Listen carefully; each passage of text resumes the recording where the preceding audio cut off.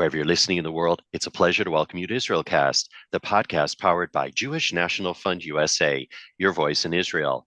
I'm Stephen Shalowitz. First, remind you that for over 120 years, Jewish National Fund USA has been the premier philanthropic movement for the land and people of Israel.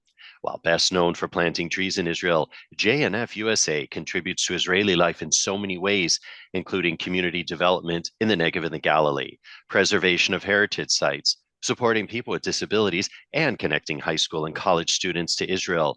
To learn more and to see how you can contribute, do visit jnf.org. For you regular listeners, I'm sure you've got it by now, jnf.org. All right, as for this episode, our featured guest is Dr. Rachel Fish. Now, Dr. Fish is the co-founder of Boundless, a think action tank partnering with community leaders to revitalize Israel education and take bold collective action to combat Jew hatred. Dr. Fish is a celebrated academic with over 20 years of experience in the fields of Israeli history, Zionist thought, and Middle Eastern studies. Previously, Dr. Fish was the founding executive director of the Foundation to Combat Antisemitism. She served as the executive director for the Schusterman Center for Israel Studies at Brandeis University. And for her extensive work, well, that was reflected in her twice being named to the Forward 50, a list of the 50 most influential American Jewish leaders. She earned multiple degrees, including a Bachelor of Arts in Middle Eastern and Judaic Studies from GW, a Master of Theological Studies in Contemporary Thought in Judaism and Islam from Harvard University, and a doctorate degree in the Near Eastern and Judaic Studies Department at Brandeis University. She's co-editor with Ilan Troen of the book Essential Israel, Essays for the 21st Century. That's just a fraction of Dr. Fish's background. I'm sure we'll discover a whole lot more as Dr. Rachel Fish joins us now via Zoom from Waltham, Mass. Welcome to the program, Rachel. Thank you so much. It's a pleasure to be with you. Well, it's great to have you aboard. And I'd really just like to start at the very beginning and for you to share with yours truly and our dear listeners around the world, really how you became Israel engaged and engaged in the fight against combating Jew hatred. So I grew up, Stephen, in the foothills of the Smoky Mountains in Johnson City, Tennessee. There are very few Jews where I grew up. But that meant that in our small community, we had to take a very active role in creating a sense of Jewishness and educating both within our community and outside of our community. We often refer to the area in which I grew up as the buckle of the Bible Belt. And that means that there's really not a lot of exposure to communities that aren't Christian. And so that meant for my family in particular, we felt it was really important to speak about Judaism, our identity, how we practice different holidays. We would explain to even teachers why we needed to be excused from school in order to attend religious services and participate in Jewish life cycle moments. And this was very foreign.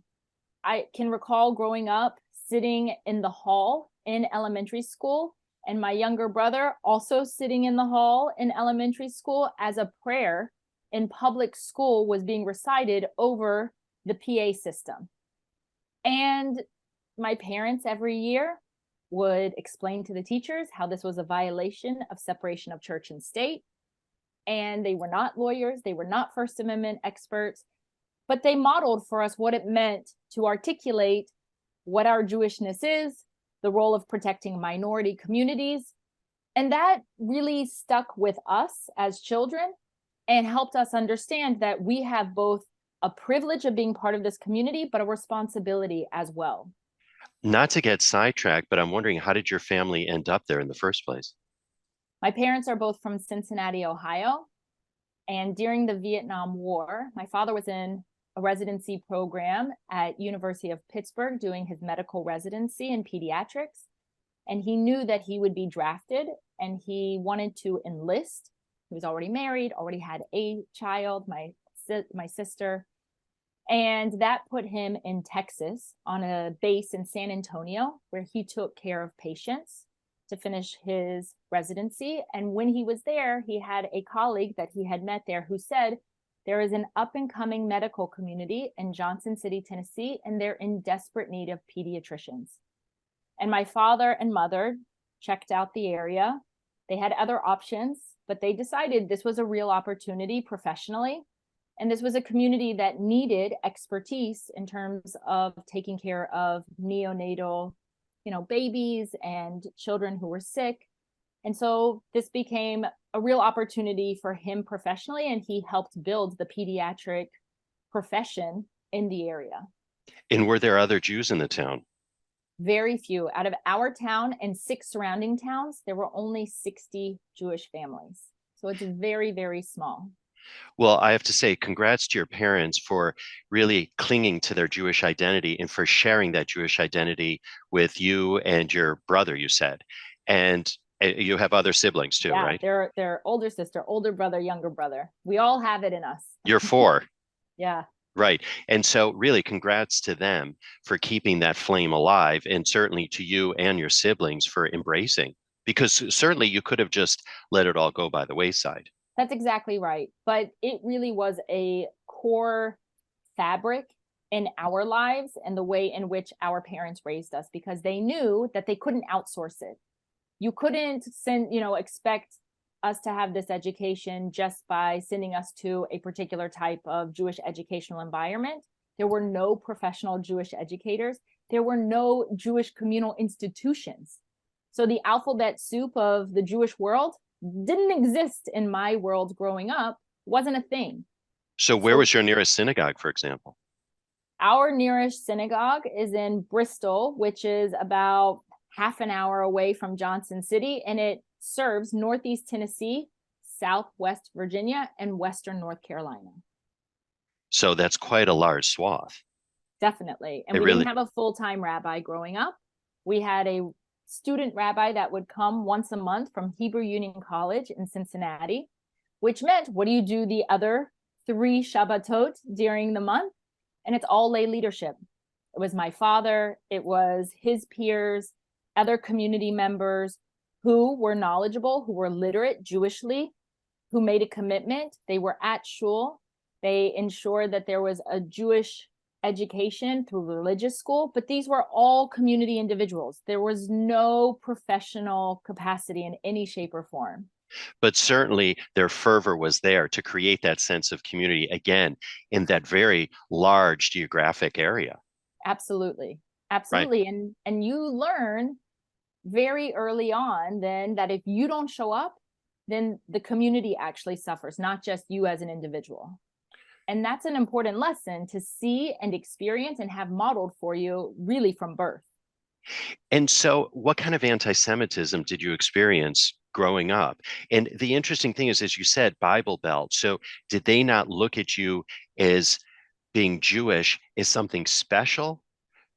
And yes. there's a premise to my question, actually, because I had, without going into too great detail in case the individual ever listens to this program, someone in college who was from a very religious Baptist family, saying to me how I was a dear person in his life because I was one of God's chosen people.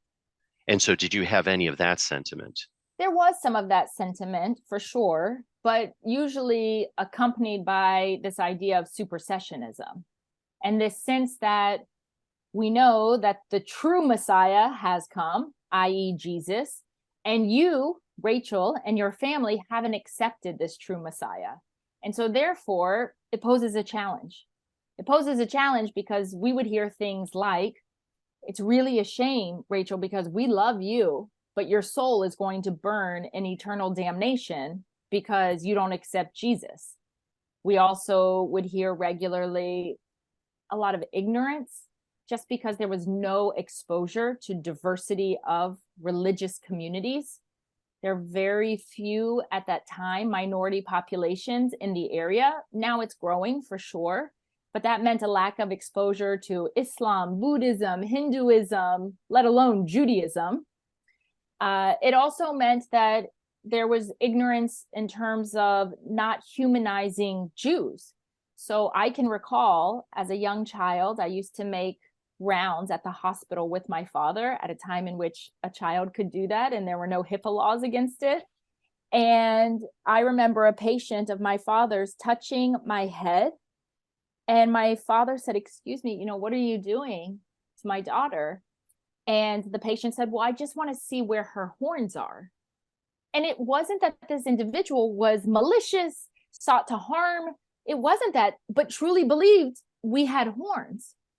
And a lot of community members, even though they deeply respected our family because we were truly involved in the community on many levels in the non-Jewish space, which was the majority of the space, whether it was the parent-teacher association, athletic, sporting teams, whatever it may have been, community volunteer opportunities, there were plenty of individuals who saw my family as quote unquote rabble rousers because we wouldn't just accept the position that the majority should determine what everyone else experienced.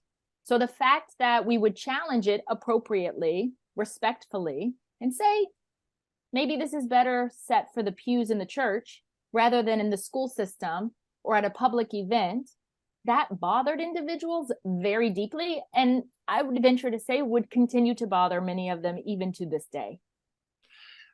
And again, I just have to say the fact that you have really carried that torch with you into adulthood, I think is just really such inspiration for so many people. As many of our regular listeners know, I lived in Singapore for many years. And during the time that I lived there, especially, that was really galut. Okay. And when I saw Jewish families there, again, teaching their children. And of course, there is a Jewish school there, and you can get kosher meat and so on. And it's a multiracial, multi-ethnic society. So there's that component, which was very different from yours. Yet, you are not Asian, you are not Chinese, you are white, you are Jewish, you are a real minority in that kind of environment. And again, to cling to Judaism and to be Israel focused and to be proud of one's heritage in an environment where you are a true minority really speaks to the family, to the parents, and to that small community that keeps that flame going. So really, congratulations indeed to you.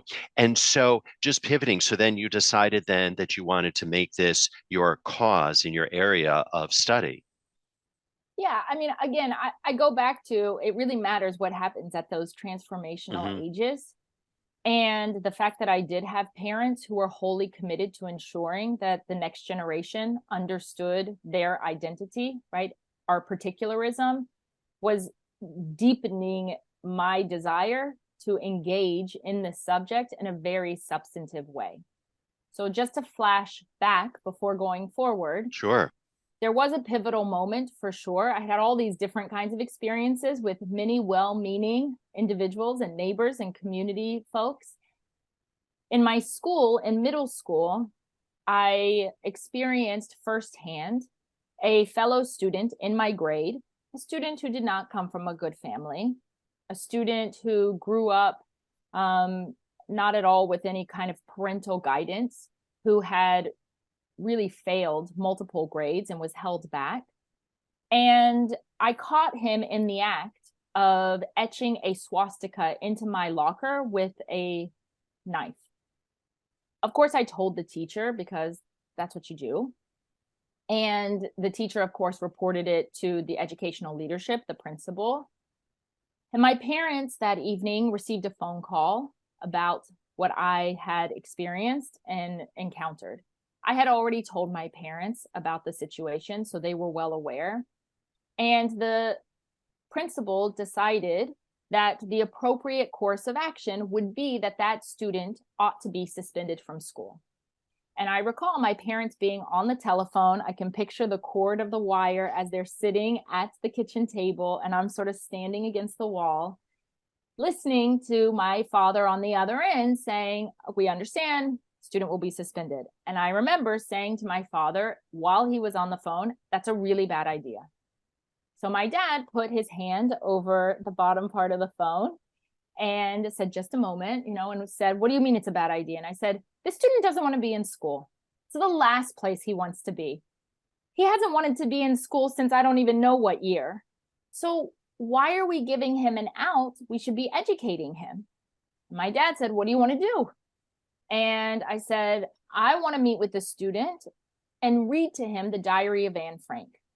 Now, I was 7th grade, Stephen, right? Like, what is that? 12? 12. You know? And my dad was like, is that what you really want to do? And I said, yeah. So he gets back on the phone, says to the principal, Rachel has a different idea. Here's what she wants to do. And the principal was like, no, like, that's not a thing. We're not going to do that. And I was like, that's what we're going to do. And the principal acquiesced. And that's what happened. Every day for several weeks, I would meet with this student in what was then, quote unquote, in school suspension.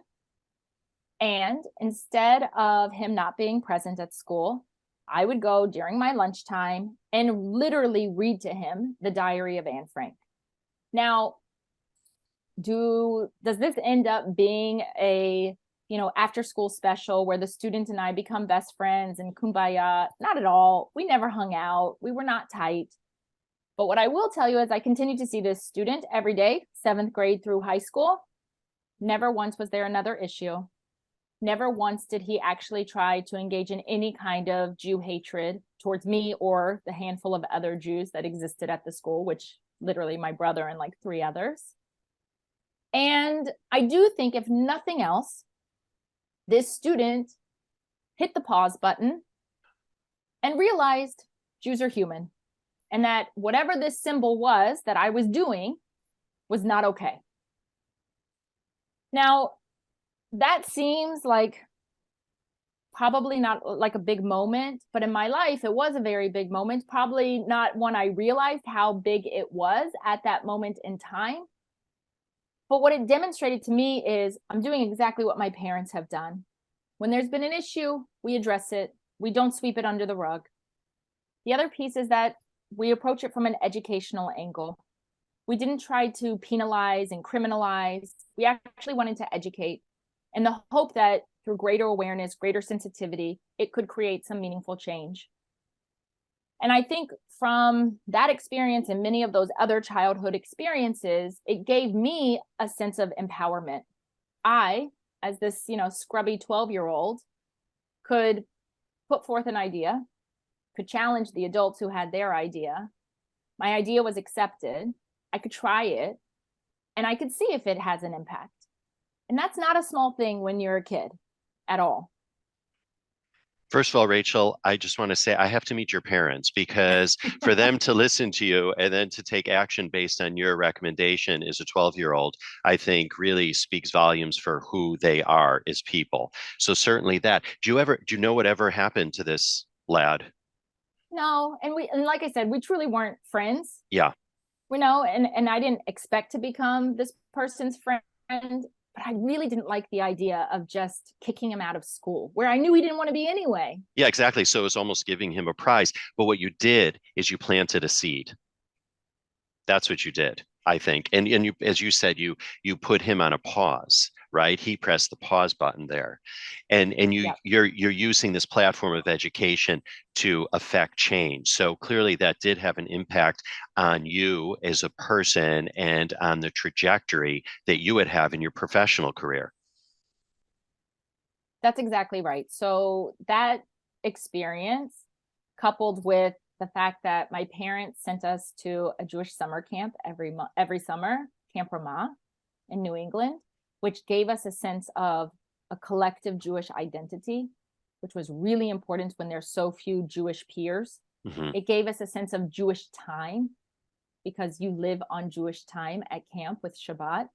And that then created a larger Jewish educational framework, because we didn't have that kind of Jewish education from where I grew up. Mm-hmm. And that was very impactful. And that was also what led me to my first Israel experience, because I went with Camp Ramah on my 6-week Israel education program, like so many other teens. And that was a moment for me in which I truly, at a very young age, said, this is the place I'm going to be studying. By the age of 16, after having that experience, I loved the complexity. I loved the complexity of what does it mean to be a majority, yet responsible for a minority? What does it mean to hold power? And what does it mean to live in a place with such diversity, not just Jewishly, But in terms of Christianity and Islam, in terms of claims to the territory, in terms of religious perspectives, all of it, I loved it all. Yeah, because you came from an area that was rather monolithic, and Yep. then now you go see this very pluralistic society that's a real melting pot. That really must have been a shock to the senses for a girl from Tennessee. Yeah. But I grew up again where parents invested in teaching their children how to think critically. Hmm. They didn't tell us what to think, but wanted to help us learn how to think. And being in an environment like that, that challenges intellectually, but also emotionally, I understood at a very young age. And I knew that I was going to study Middle Eastern studies, Israeli history, Jewish studies from that moment on. And I loved history. So it was a natural fit. Right, a natural progression. So your belief that it shouldn't be called anti-Semitism, but Jew hatred. Can you address that, Rachel? I can. When I was working for another organization, we really wanted to understand, what do people know about anti-Semitism? Specifically, younger people, not just 50 and older, Mhm. as important 50 and older is. And so we did serious research asking the question, what is anti-Semitism? And we looked at folks 13 to 35 years of age in America, demographically representative, every possible demographic you can imagine. And when we ask the question, what is anti-Semitism? The majority, Stephen, say IDK. I don't know. We had some folks who said, what's a Semite? Totally fair question. It's a bizarre categorization. And unless you know something about the region, something about Semitic languages, it is not a term you have a lot of familiarity with. Mm-hmm. And then we heard from folks, I'm anti-racist, I'm anti-homophobic, and I'm anti-Islamophobic, so I must be an anti-Semite. And we were like, no, you're an anti-Semite. But it just demonstrated the construct of the word even was really confusing. Meaning, usually if you see anti-something, you are in favor of that because you don't want to be against a particular community. So the term itself poses a serious question, and especially the younger you go, which isn't surprising. We asked people, does the term Jew hatred or hatred of Jews resonate? And interestingly, the younger you go, they say yes, because it's much more clear. What is interesting is for some Jews, 50 and older, we did get a response around how crass that term sounds, meaning Jew hatred, and they didn't like it. And I understand that. And I say that's all the more so why you need to use that term, because Jew hatred is crass. There's nothing pleasant about it. And we need to be very clear. We also know that the term historically, that predates the term anti-Semitism in Germany, was Judenhass, which means Jew hatred or hatred of Jews. It was replaced by a German named Wilhelm Marr in 1879 and created the term antisemitumus, which is anti-Semitism. That term was created so that it could become politically more acceptable to discriminate towards Jews. So I don't like to use terms invented by haters, not interested in giving them credibility or credence.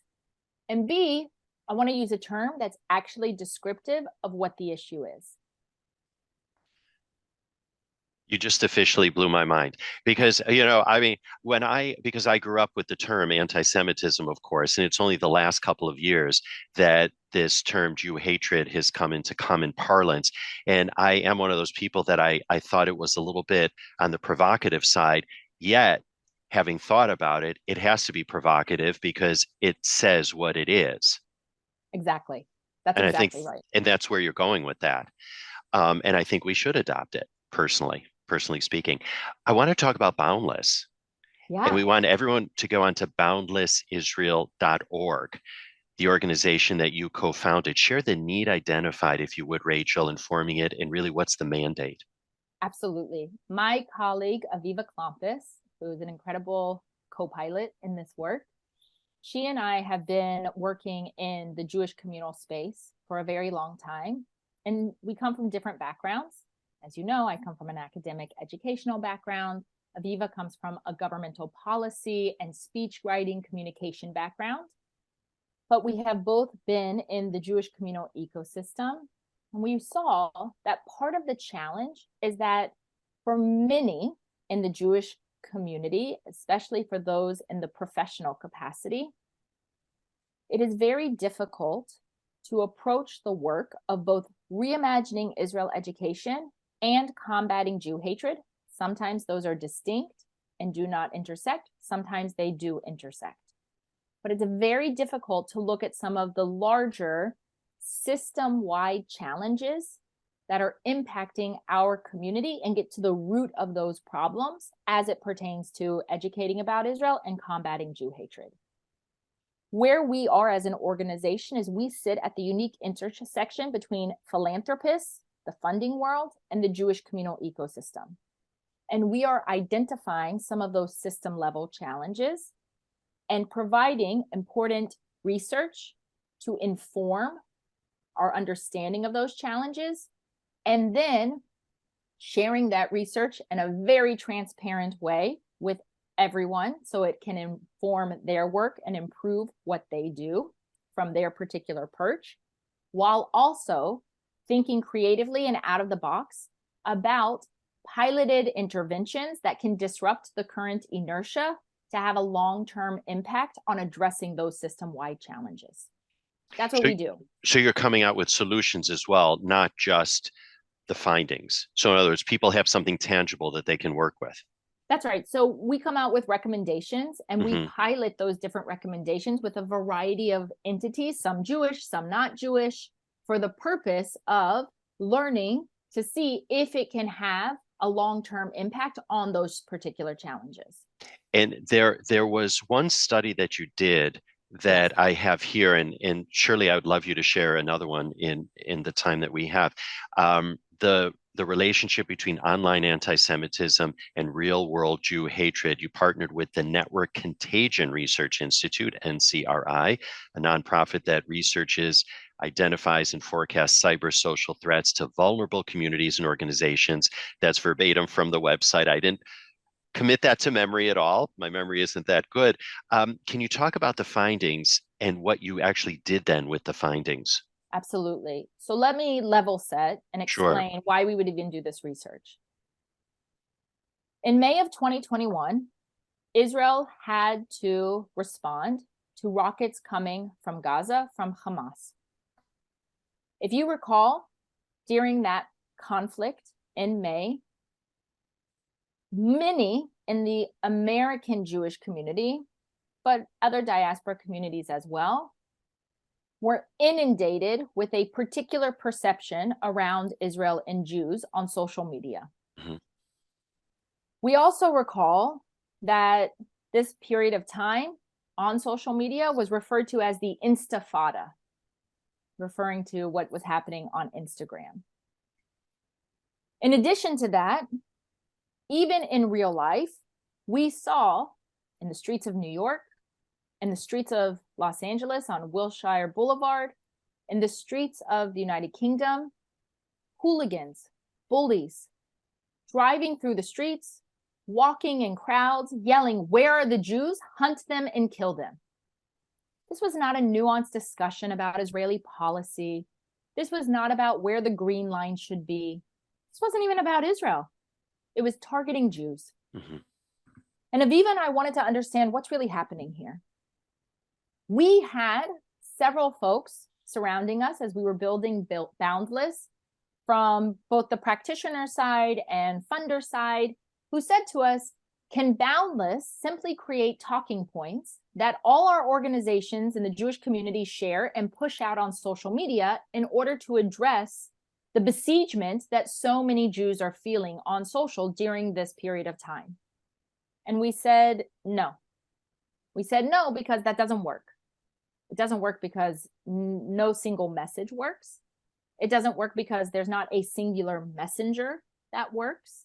It doesn't work because all it takes is someone to push a little bit, and if all you have is a talking point, you're not going to know how to respond, and you're going to feel paralysis. And we actually said we need to understand what's happening. And that's what led to us partnering with the Network Contagion Research Institute, not a Jewish community entity. This is an organization of data scientists and neuroscientists who analyze what we are seeing online. And we asked them some questions, and we wanted to partner with them to see if they could help us understand, is there a relationship between warfare that's taking place in Israel in May of 2021 to what we see is the discourse online, on social, and a relationship then to the real world targeting of Jews. That's what we wanted to understand. We had a sense, but we needed data. What we learned was very important. We learned that there is a relationship. We also learned that when you see activity of warfare in Israel, there is absolutely a spike in the type of weaponized language that is utilized and appropriated from the human rights discourse. It's hijacked and it's manipulated for a clear ideological and political agenda. So you would start to see things around Jews, not just Israel, being labeled as evil, murderers. You would see the weaponization of language around identifying Jews in Israel as colonialists, language around Jews and Israel engaging in ethnic cleansing, and of course, apartheid. That's important to understand, because what we then did is we wanted to understand, well, let's quantify that discourse. Let's understand how much of the conversation is it actually taking up. And our research focused first only on Twitter. We're now expanding to think about other social media platforms. There's rationale for that. One, it's the easiest to scrape in terms of getting information. And secondly, we know from the Pew report that this is where Twitter, journalists, government officials, and policymakers get their information in order to inform their thinking. And that's then what is used to put out in mainstream press and mainstream conversations. So it matters what happens in that space because of who's using it. What we saw in terms of the weaponization of language is that where you saw weaponization of language, it did have a relationship with real world social justice conversations and protests and real world violence targeting Jews. We also saw very clearly from the research that when we quantified the actual discourse, we saw that now in May of 2022, we went both backward and forward, 89% of the conversation, anti-Israel. And we asked, are you sure it's anti-Israel? Like, what are they talking about? Is it about coexistence, Abraham Accords, anything? No. Negatively predisposed to Jews in Israel. Only 3% of the discourse on Twitter in May of 2022, in terms of the Israel-Palestine Zionism conversation, only 3% was positively predisposed towards Jews in Israel. What we also saw was that 3% was in a tight echo chamber. It didn't intersect with the larger discourse. Now, there's real benefit to being in an echo chamber if you just want to talk to fellow Jews. Then it's a good place to be because you can help empower them, you can give them a sense of Jewish pride, you can feel good about who you are. So I don't disregard completely the value of talking to yourselves. But if you at all want to impact the larger discourse, you got to break out of that echo chamber. And what we have been thinking about is, how do you do that? What are the interventions that need to happen online and in real life to break out of that echo chamber? And that requires some creative thinking around what you do then on social, but it also is about what needs to happen in terms of government and policy regulation around the algorithms, because we know that what enrages engages. We also know that it's not just about the algorithms, but what are the oversights that need to exist? Because all of our media has some oversights in place, whether it's in print form or television. So what does it look like for social to have some oversights? And again, I'm not talking about limiting freedom of speech, but I'm talking about understanding the responsibility of engaging with technology that can catalyze and amplify horrific messages at a speed that we have never seen previously. So what is the responsibility for that? And just two more things. How do you use this research around litigation? How do you use this research around education? And what do you do in terms of actually building meaningful relationships in the real world with the non-Jewish community that can long-term have an impact on addressing these issues? Absolutely fascinating. And so a study like that and the findings, would that go, for example, to media companies, TV networks, newspapers, magazines, online media platforms, et cetera? So it would go to them, and then what would their response be, or what was their response to that? Because clearly they're the ones that are violating, if you will, this notion of what Israel's all about. So what we have to do as an organization is find the right individuals to share this research with, so that they can then share it with the individuals who can inform those larger companies, institutions, organizations, and help them understand exactly what we're talking about. So we've been doing that. We do it, of course, within the Jewish communal space. We're speaking to a variety of Jewish community organizations. We're also speaking to government officials who have relationships in their governments, who are thinking about how do you have regulation. Particularly in Europe, this is a very hot topic because you don't have freedom of speech concerns in the same way that you do here in America. So it's a different framework. There are efforts even in this country around a bipartisan effort in terms of what does it look like to actually have some transparency and accountability for these social media companies, because this is not just about Jews. This is about many other issues, and there are a variety of really important organizations looking at the way in which social media causes serious harm to vulnerable populations. And this is around anti-Hindu hate, anti-American, Asian, and Pacific Islander hate. This is also very specific to harming young children through self-harm and eating disorders. There are a lot of issues that this is relevant to. It is not just a Jewish issue, and that's a really important part of the conversation, because anti-Semitism and Jew hatred, for many of these hate-filled individuals and organizations who do proliferate their messages on social, anti-Semitism is just the gateway drug. Jew hatred is the gateway drug for then promoting all the other forms of hatred that they wish to engage with. And so our community is a piece of the puzzle, but we are not the only piece of that puzzle. And we have to think creatively about the partners we have. So building on that, Rachel, I mean, you are a leader in addressing Jew hatred. What advice then do you have for our listeners so that they can take action? How can everyday people combat Jew hatred?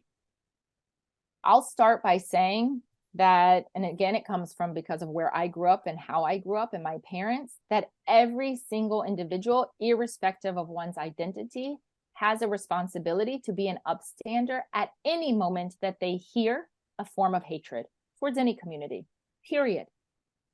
And that just requires the ability to feel confident, to raise your hand and say, not today, not on my watch, or if you don't want to be confrontational, to ask questions. So for example, let's say you hear a colleague or a classmate or a neighbor say something that is very hate-filled towards Jews, or a broad stereotype that we know lends itself to promoting hatred towards Jews. You can ask that individual, do you know the history or the legacy of that general stereotype? Do you understand the impact it has had on the Jewish community historically? And see what they say. Now, for many, the answer is going to be no, because we started this conversation with the reality that most people don't know Jews. Most people don't know about Judaism. Most don't have Jewish friends. America is not the Jewish enclave. I know it can feel that way when you're in certain cities, But that's not America. And so there is this opportunity to really just educate, sensitize, and humanize about Jews and Israel. And so when you ask those kinds of questions in a non-confrontational way, you actually present and offer a learning opportunity. Now, of course, there are true detractors that exist who know exactly what they're doing. And then you have to decide what is the best tactic to take, because there are moments in time in which you're not interested in calling in, right? The questioning, the hitting the pause button is calling someone in for that opportunity to engage and learn. Sometimes you have to call out. And you have to be very clear about calling out and unequivocally condemn Jew hatred in any manifestation. This is where I will say it's extremely important that irrespective of your own political proclivities and your own political identity, you have to be able to see Jew hatred as it exists from the political hard right, from the political hard left, from within minority communities, whether it's radical forms of Islam, or if it's in certain forms of Black liberation movements and Black and African American identity, or coming from Christian theology. Wherever it exists, you have to be able to address it clearly and unequivocally. Because if you don't, you actually, in many ways, politicize Jew hatred. And I think the important thing is one has to educate oneself first to have the confidence to be able to combat it. Absolutely. You can't just not know anything about the subject. Now, you don't need to be an expert. You see my backdrop. I'm an academic. I read a lot. I want to interrupt you right there, Rachel, for our listeners that are listening to this just via podcast. Rachel has a very robust bookshelf right behind her with countless books. And they're real, and I use them. And I'm sure she's read every one of them. And I teach from them because I actually believe ideas matter. Yeah. I believe history matters. I really think that if you don't know from where you come or you don't understand a historical context, then it's very difficult to often make sense of the contemporary world in which we live. So you do have to know something, but it doesn't mean you need to be an expert. There are incredible resources literally on your phone and at the click of your computer. So whether you're looking at some of the organizations that have done so much work over the years, American Jewish Committee, Anti-Defamation League, look at AMCHA. These are really important organizations that have created serious substantive content about anti-Semitism, the history of anti-Semitism. Of course, you have the United States Holocaust Memorial Museum. I mean, you have a wealth of information at our fingertips. And much of that information is created in a way that is very accessible and digestible to a variety of learners at all different ages. What I will say is that you have to be willing to invest your time and make this a priority. Because if you don't expect overnight something to change. I'll say two more things. I meet a lot of parents, Stephen. I too am a parent. I have several children. I meet a lot of parents who say, I don't know if I can talk to my kids about this. It's scary, it's daunting, it's hard, and I totally get it. And I just want to say a few things about that. First of all, you can't outsource this conversation because there is no guarantee that other educational or institutional frameworks feel confident to actually talk about the subject.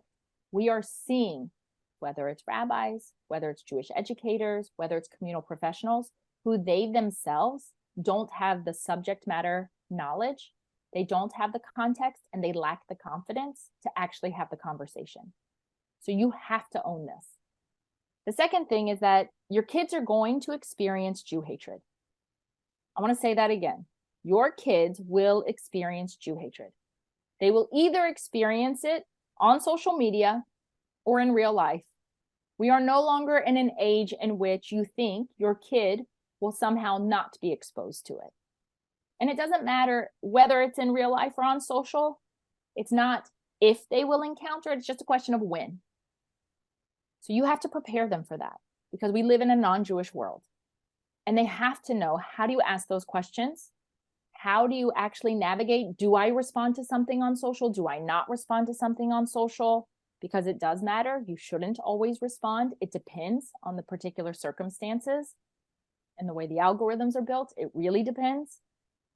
And you have to help them navigate this because they will experience it in a school setting before they go to college campus, and for sure when they are on college campus. There is zero doubt in my mind. I've been working in this space for a very long time. So just like sex and drugs, you talk about it. Because if you don't talk about it, they're going to find out about it on their own. So you have to find a way to talk about it. And it doesn't have to be high pressured, but you do have to find a way to have the conversations at the dinner table, while driving in the car, hanging out, to help your children understand there are people in this world, there are ideas in this world, there are political movements in the world that hate Jews and will always hate Jews. Some individuals you will be able to educate, but you will never completely be able to squelch or stop anti-Semitism. It is a disease that will continue to mutate. And therefore, we have to find ways to ameliorate and mitigate and make Jew hatred socially unacceptable in the 21st century. I mentioned at the top, Rachel, about your engagement at Brandeis. And in 2015, you held the Rohr Visiting Professorship at Harvard. You're around college campuses, so let's go there now, as long as you invoke the university setting. Give us your take on really what's going on at universities, both from the Jew hatred perspective and the anti-Israel sentiment. It's a great question, Stephen. There's a lot to unpack there. Mm-hmm. I'll start with saying that in many, many campuses, the house is not burning down. What do I mean by that? It doesn't mean that literally every conversation about Jews in Israel is going to turn into a fire. It doesn't. There are other campuses in which it 100% will. So you just have to recognize that every campus is unique, every campus is different, and you're going to have to navigate it based upon the particular context of that campus. In general, university administrators have not perceived of or understood Jews to be a vulnerable minority. Jews have been classified in the university space as part of the white, powerful majority. That is very important to understand. Now, we know that the Jewish community is not all white presenting. We know that there are a variety of shades of Jews and ethnicities and nationalities, etc. And yet, that is often the way in which Jews are perceived. Another element to understand is that there are certain intellectual frameworks that are important.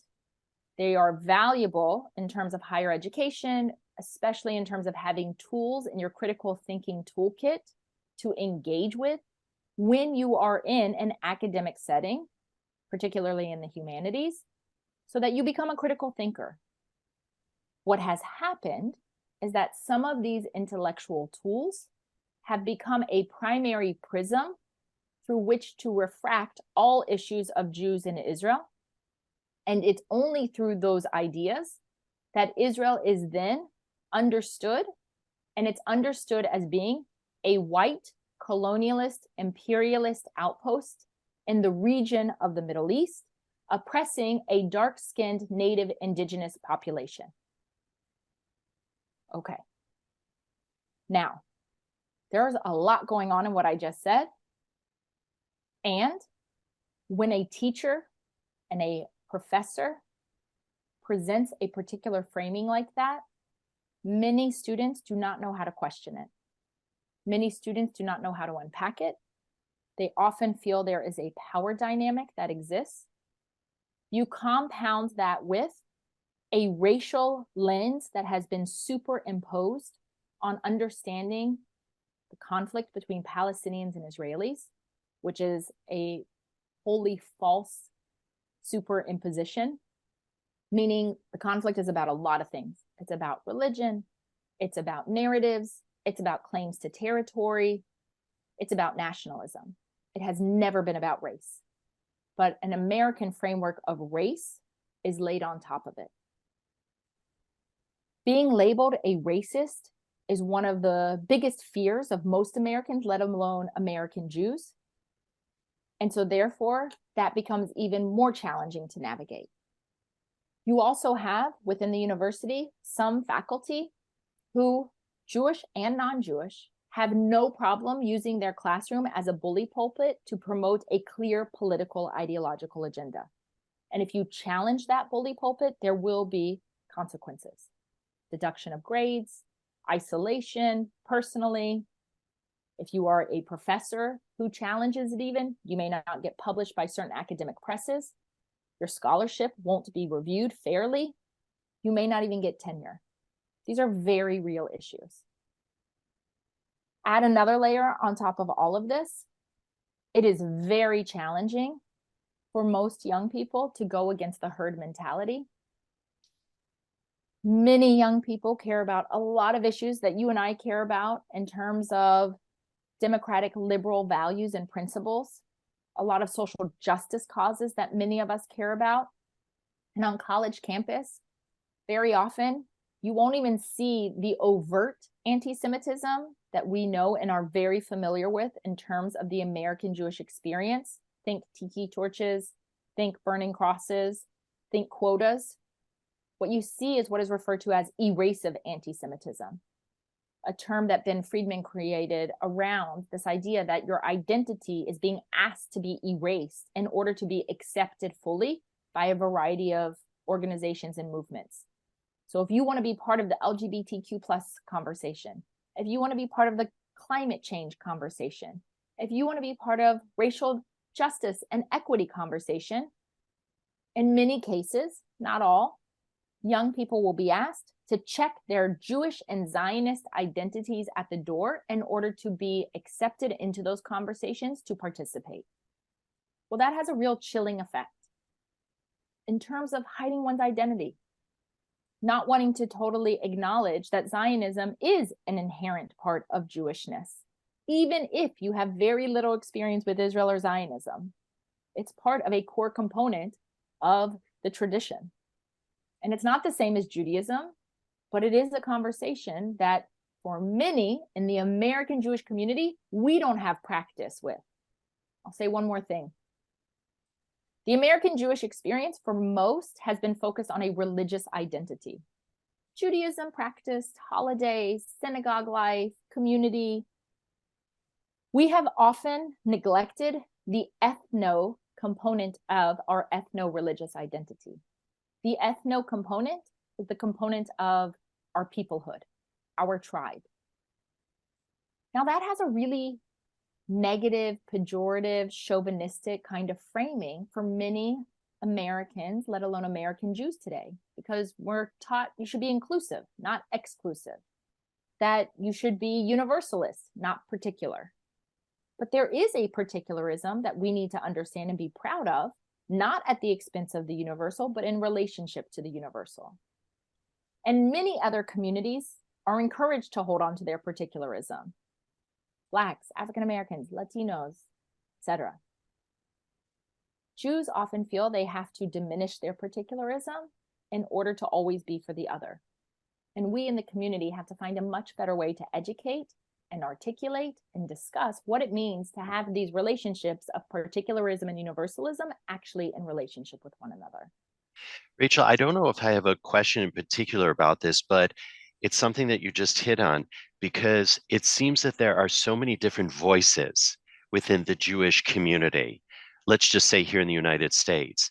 And I find that those that aren't pro-Israel, or I shouldn't say even pro-Israel, those that aren't Israel engaged, or those that don't celebrate their Jewishness, are oftentimes glorified by people in the anti-Jewish, the anti-Israel camp. So we have these disparate voices. How does one address that? It's a huge issue, Stephen. It's a huge, because often not only do we have the multiplicity of voices, which in some ways we all benefit from having these multiplicity of voices. And that's part of being Jewish, right? 100%. Yeah. Well, you see, we know that. That's but right. The rest of the world doesn't know that. That's exactly right. I will tell you just a side note that's pretty funny. I had to give a lecture at a university in the hometown that I grew up in several years ago. Again, presenting to a non-Jewish audience about Israel. And a nice young man raises his hand at the end of the lecture and he says, I just want to understand, are you telling me Jews don't all agree? And I was like, yeah, buddy, we do not agree on a whole variety of things. Not only do we not agree, we preserve the dissenting opinion in our religious texts. That's what we do because we want to know what the argument is all about. And he was like mind blown. He had no understanding about it. It's a foreign concept, right? It doesn't make sense if that's not something you understand as an inherent value in terms of our tradition, which it is an inherent value. It really is, yeah. The Shammai are great examples of this. Okay. Imagine what you just said, Stephen, about these different voices. If you're on college campus and you're an administrator who works in the diversity, equity, and inclusion office, or the provost, or the president, and you also don't have much familiarity with the Jewish community, how do you know which Jew represents the Jewish community? That's where I was going, right? Serious question. Because you will have claims of different organizations saying, no, but we are the mainstream Jewish position. And usually those voices aren't the mainstream Jewish position and actually pose very problematic positions about Jews, perceptions of Jews that are exacerbated, and about Israel. And it's a real issue.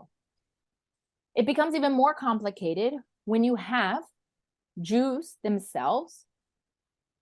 Often happens when you have a guest outside lecturer or another professor, someone who's quite senior, who then also is Israeli, or who says, I'm the child of a Holocaust survivor.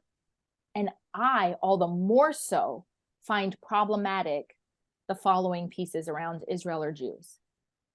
And it's as if it gives them greater credence and legitimacy by touting their Jewishness and then using that in order to harm the Jewish community. It is very, very dangerous. How do you counter it? Look, there is no silver bullet to that, but first of all, it's about exposing the hypocrisy, because that is what it is. It's about exposing the narcissism of those individuals, because that is what it is. And it's also about highlighting that if you were to insert any other minority community every time they say Jew or Israel, how does it make you feel? Most of the time, it probably would make your stomach cringe and you would feel extremely uncomfortable, which should be a very clear warning sign that this is not about a nuanced, complex conversation, but rather this is a conversation that's encouraging and engaging in a form of Jew hatred. Rachel, as we wind down our conversation, I think you're aware that Jewish National Fund USA has launched a whole year-long campaign called Conversations on Zionism, Reclaiming the Narrative. You were talking about resources that are out there, and this is a phenomenal resource. And I'm not just saying that because I do the JNF podcast, but it really is. And I've learned a ton from the conversations. Once again, Conversations on Zionism, Reclaiming the Narrative. And folks can go to youtube.com/Zionism Studios to learn more.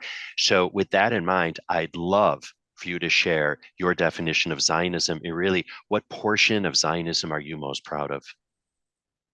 I love that question. One of the things I would say that I'm most proud of around conversations about Zionism is that it's actually Zionisms. There's Explain. an S at the end of that term, meaning Zionism was never a singular idea and it was never a singular position. Now, for some, that's really frustrating because you want to know, well, what is Zionism? But the reality historically is that there were a multiplicities of Zionisms, and they didn't always agree with one another. They fought with each other, and ultimately they engaged with one another, and they had different points of emphasis. Some early Zionist thinkers are only interested in issues around assimilation. What does it mean if the Jews assimilate into the host societies in which they are living? There were other Zionist thinkers who said, how can you focus on assimilation? Anti-Semitism is the issue. We're getting killed, literally. If we don't exist, who cares about assimilation? And these two are constantly struggling with each other in terms of positions. And you see that when you look at the discourse about Zionisms. Gil Troy wrote a very important book about the Zionist ideas. The precursor to that book was written by Arthur Hertzberg, a well-known academic at Columbia University, who's no longer alive, who wrote the first book, The Zionist Idea. But when you read the canon of Zionist thinkers, you can see that cacophony. Why do I say this? I say this because for so many young Jews and Jewish educators, they think that there's only a singular Zionism. And if you look at Israel today, you can see the multiplicities of Zionisms playing out politically, culturally, spiritually, religiously, and none of them has a monopoly. None. And we have to understand them because Zionism doesn't end with the creation of the state. Zionism continues. The question becomes, for American Jews, what does it mean for that Zionism to continue in diaspora once you have the creation of the state? And that's a real conversation.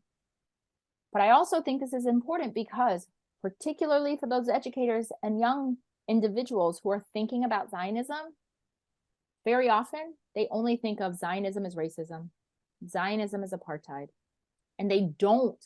Now you even hear things, Stephen, like Zionism is white supremacy, and they don't understand what Zionism actually is, and it's been co-opted once again, and we're in a unique moment in time in which we have an opportunity to reclaim Zionism in the 21st century.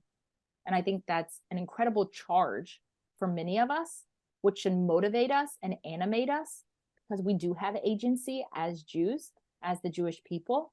And we're in a moment in time in which if we don't reclaim it, it will be stolen from us and we will have done nothing. And is there a portion of Zionisms that particularly resonates with you, Rachel?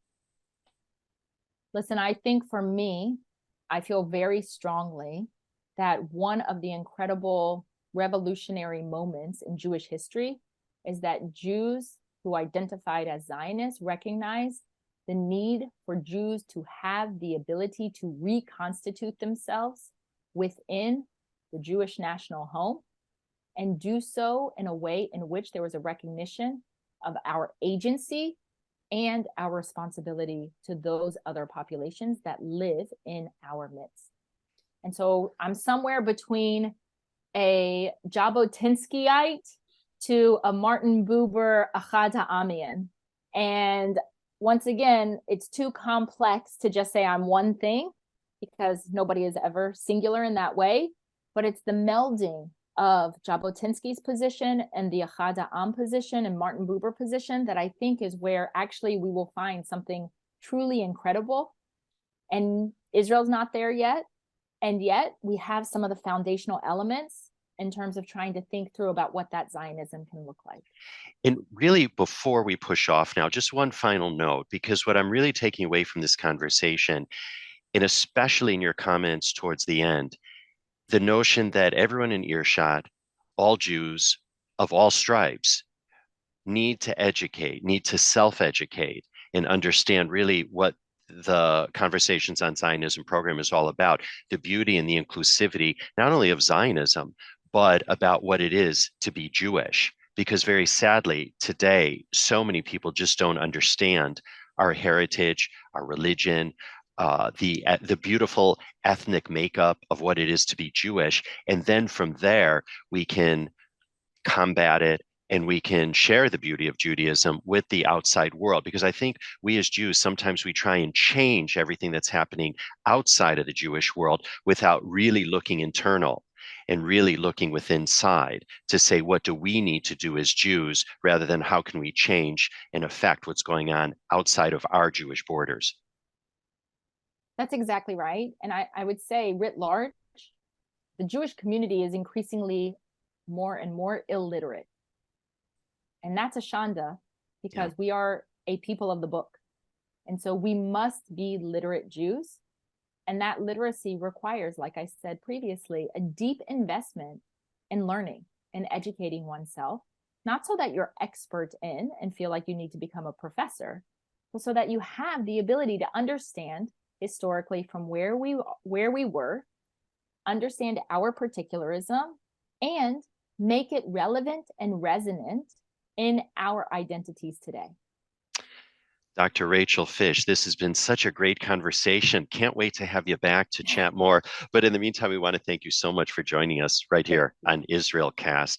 And we'll indeed have info about Dr. Rachel Fish on the show notes page of our website, jnf.org/IsraelCast. And before we move on with a little housekeeping, just want to remind you about that wonderful campaign, that whole year-long campaign, Conversations on Zionism, Reclaiming the Narrative. It's that year-long series we've been talking about, which will educate, engage, and inspire on the true meaning of the word Zionism and reclaim its true meaning in all its glory. I've learned a ton from them, so do log on to youtube.com/Zionism Studios. Now, if you're a regular listener to the show, you do know that we do release new episodes of the program every other Wednesday. And just so you never miss an episode, subscribe to us wherever you get your podcast. Simply search for IsraelCast. It's so easy. And don't forget to rate and review us, because that really helps us with our rankings, which in turn make it easier for more folks around the world to find us and to hear from people like Dr. Rachel Fish. Or you can always enjoy the show by visiting us at our website. Once again, hope you got it by now. It's jnf.org/IsraelCast. Now, it takes a homo shop to put IsraelCast together. For that, we thank Vivian Grossman, Dara Shapiro, J.D. Krebs, and Ellie Cadron. Our editors are Jay Rothman and James Casada from Miratone Studios right across town here in New York City. And the music that you hear at the top until the program is titled My Eden. It's by the very talented Rafi Malkiel from his album Water on the Tzaddik label. IsraelCast is indeed powered by Jewish National Fund USA, your voice in Israel. For more info about JNF USA, do visit jnf.org. Once again, jnf.org. And if you'd like to write to us with story ideas or just to say howdy, we'd all love to hear from you. Our email address, israelcast@jnf.org. Meantime, I'm Stephen Shalowitz, thanking you for tuning in and looking forward to having you join us on future episodes of IsraelCast.